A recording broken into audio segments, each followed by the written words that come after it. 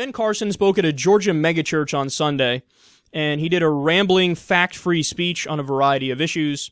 So he said the following, quote, "A lot of people have said to me, why are you willing to get into this fray when you had such a wonderful career and reputation and you were blessed financially and you could have just sit back and relax? Well, I'll tell you why. It's because America is worth saving. If that means getting into a war with the PC police, I'm ready to fight that war, and I hope you will join me."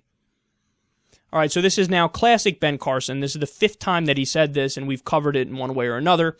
Whenever he gets caught saying something that's incorrect, saying something that's dumb, he goes, "Why are you being so politically correct? Fuck you." Well, he doesn't say fuck you, but stop being politically correct. No, it's not that, we're mad because you're being politically incorrect. We're mad because you're incorrect. So you're doing the worst dodge ever. You can't just hide behind that every time you say something wrong.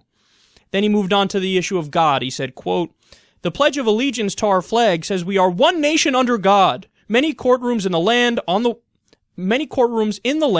the wall, it says, 'In God we trust.' Every coin in our pocket, every bill in our wallet says, 'In God we trust.' So if it's in our founding documents, it's in our pledges, in our courts, and it's on our money, but we're not supposed to talk about it, what in the world is that? In medicine, it's called schizophrenia, and I, for one, am simply not willing to kick God to the curb." All right, so giant straw man. Nobody's saying you're not allowed to talk about it. People are just saying that when you say it's a Christian nation, you're wrong. You want to know why they say that? Because you're wrong.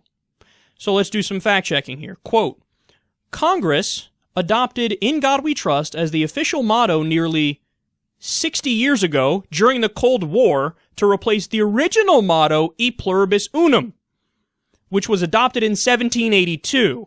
'In God We Trust' was added on paper currency in 1957. The Pledge of Allegiance was written in 1892, again, not the founding, and formally adopted by Congress in 1945, but 'Under God' was not added to the pledge until 1954. So, again here, Benny boy, the problem is that you're simply wrong. When you say the U.S. is a Christian nation, when you say that we're founded on Judeo-Christian principles, it's not that we're being politically correct by saying you're wrong. It's that we're being correct. You're just wrong.